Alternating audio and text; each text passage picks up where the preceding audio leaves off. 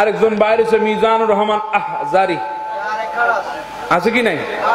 তো মিজানুর রহমান আহজারি সে বক্তব্যের মধ্যে বলল সে নাকি মিশরের জাদুঘরের মধ্যে গিয়েছে যেখানে ফেরাউনের লাশ রাখা আছে।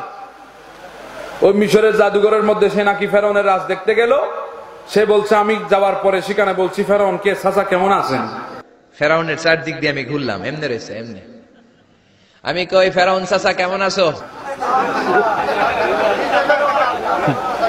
চাচা কারের একটু দেখছেন নি?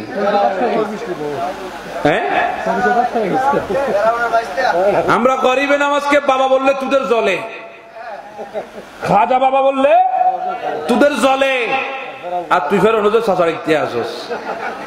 দুনিয়া থেকে মানুষ শুরু গেছে নি, তুই আর মানুষ পাস না। তা আমি ওই দিন কোথায় বলছিলাম যার চাচা ফেরাউন সেই তো মালাউনি হবে। কথা বলেন ঠিক না বে ঠিক? এই মিজানুর রহমান আজহারি, তোর চাচা যদি ফেরাউন হয় তাহলে শুন তুই হচ্ছিস বর্তমানে বড় একজন মালাউন। কথা বলেন ঠিক না বে ঠিক? ফেরাউনকে চাচা কোন ইমানদার ডাকতে পারে? এটা যে এটা দুশমনের রাসূল, এটা প্রমাণ হচ্ছে আসল কথা বাহির হয়ে গেছে। কথা বলেন ঠিক না বে ঠিক? অন্তরের কথা মুখ দিয়ে ফুসকে বাইরে গেছে। হক কথা সবসময় এরকম বাইরে যায়। সে আজকে দেখেন, আমি আপনাদেরকে দেখাচ্ছি ডক্টর জাকির নায়েক একজন কমবক্ত জালেম, আছে কি নাই? যে আমার নবীর শানে বিভিন্ন সময় বিভিন্ন ভাবে বেয়াদবি করেছে, আছে কি না? যে গোটা বিশ্বের মানুষকে আজকে মাযহাব বিমুখী করে একটা নতুন তরিকার নামাজের স্টাইল চালু করে দিয়ে সমাজের মধ্যে একটা বিভ্রান্তি ছড়িয়ে দিচ্ছে। এই ধরনের মুনাফিক ডক্টর জাকির নায়েক আছে কি নাই?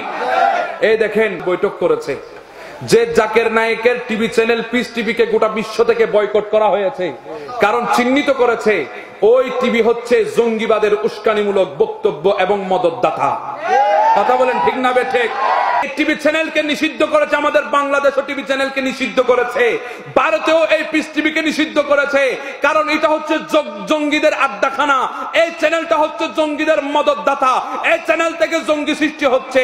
সেখানে এই মিজানুর রহমান আজহারি সেই ডক্টর জাকির নায়েকের সাথে আতাত করে বৈঠক করে প্রমাণ করে দিয়েছে বাংলাদেশের মধ্যে জঙ্গি আনার এজেন্ডার হচ্ছে মিজানুর রহমান আজহারি। কথা বলেন ঠিক না? সাবধান হন। শুধু নাম শুনলে, ওয়াজ শুনলে, মন শুনলে, দেখলে ঠাস ঠাস ইংরেজি বললে দৌড় দিবেন না।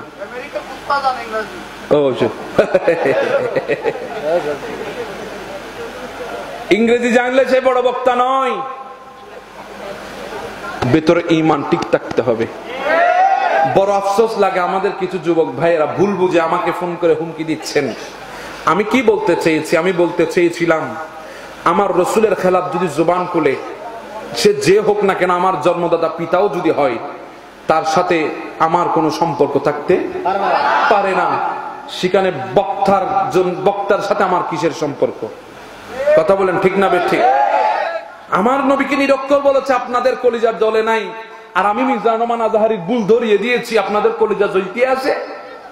তাহলে বোঝা গেল আপনাদের অন্তরের মধ্যে আমার রসুলের মোহাব্বত নাই, আপনাদের অন্তরের মধ্যে এই মিজাইনার মুনাফিকের মোহাব্বত। কথা বলেন ঠিক না বেঠিক? যে মোহাব্বত আপনাকে জাহান্নামে নিয়ে যাবে, আর আমাদের অন্তরে যে রসুল পাকের মোহাব্বত সেটা আমাদেরকে জান্নাতে নিয়ে যাবে। কথা বলেন ঠিক না বেঠিক? মুনাফিক তো মিষ্টি ভাষায় কথা বলে। যে মিজানুর রহমান আজহারি আমার মা খদিজাতুল কুবরার বিষয়ে কতগুলা মর্মান্তিক শব্দ ব্যবহার করেছেন, বলছে মা খদিজাতুল কুবরা নাকি ইনটেক ছিলেন না। আরো জোরে বলেন না নাউজুবিল্লাহ। খোদার কসম করে চাই বলেন আমার যুবক ভাইয়েরা, খোদার কসম করে বলেন, যদি আপনাদের মা সম্পর্কে, আমার মা সম্পর্কে যদি কেউ বলে তোমার মা ইনটেক নয়, তোমার মা ভার্জিন নয়, তোমার মা দুইটা তালাক খাইছে, তৃতীয় বিয়ে করছে, এই কথাগুলো যদি আপনার মা এবং আমার মা সম্পর্কে যদি কেউ বলে, আমরা কি বসে থাকবো? কথা বলেন, বসে থাকবো? সেখানে মুমিনদের মাকে নিয়ে কথা বলেছে, আমার রসুলের বিবিদেরকে নিয়ে কথা বলেছে, আমার রসুলের বিবিদের শানে খেলাফ জুবান খুলেছে, উম্মাহাতুল মুমিনিনদের নিয়ে কথা বলেছে, মুমিন জাতির মা নিয়ে কথা বলেছে। সেখানে কোনোদিন মুমিন বসে থাকতে পারে না। যদি কাছে পাই জুতা দিবাই যাই, তোর গাল ফাটাই দিব। কথা বলেন ঠিক না? নারে তাকবীর, নারে রিসালাত, নারে গাউসিয়া, আহলে সুন্নাত ওয়াল জামাত।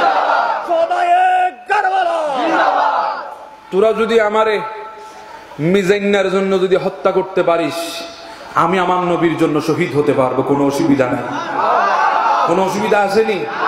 আল্লামা ফারুকীকে শহীদ করেছো, আল্লামা ফারুকী শাহাদাত বরণ করেছেন, ঈমান তো বিক্রি করেনি, আজকে দামি হয়ে গেছে। কথা বলে ঠিক না ঠিক? আল্লামা ফারুকীর সাথে কারো রক্তের সম্পর্ক নাই। ফারুকীর শ্বশুর বাড়ি আজকের এই লাখেরা পুল কোথাও নাই। শাশুর শ্বশুর বাড়ি নাই, বাপের বাড়ি নাই, দাদার বাড়ি নাই, নানার বাড়ি নাই, কিছুই নাই। এরপর ফারুকীর কথা বললে চোখ থেকে জল বাহির হয় কেন? বলে ফারুকীর সাথে আমাদের সম্পর্ক ঈমানের। কথা বলেন ঠিক না ঠিক? ফারুকী শহীদ হয়েছে, কিন্তু জিন্দা থাকবে কিয়ামত পর্যন্ত ইমানদারের সিনার মধ্যে, ফারুকীকে স্মরণ করতে থাকবে। সেজন্য শুন, মৃত্যুর ভয় সুন্নিদেরকে দেখাবে না, কারণ সুন্নিরা হচ্ছে হোসাইনের সৈনিক। হোসাইন যেমন কারবাল্লার জমিনে নেমেছে, নিজের শাহাদাতের কথা শুনে কারবাল্লার জমিনে নেমে শাহাদাত বরণ করেছে। আমরাও কারবাল্লার জমিনে আছি, আমরাও জানি শাহাদাত বরণ করতে হবে। শাহাদাতের আশায় আমরা বসে আছি। মৃত্যুর ভয় আমাদেরকে দেখাবে না, কারণ মৃত্যুর ভয় মুনাফিকের ভিতরে থাকে, মুমিনের ভিতরে নয়। কথা বলে ঠিক না? আল্লাহ আমাদেরকে বুঝার তৌফিক দান করুক।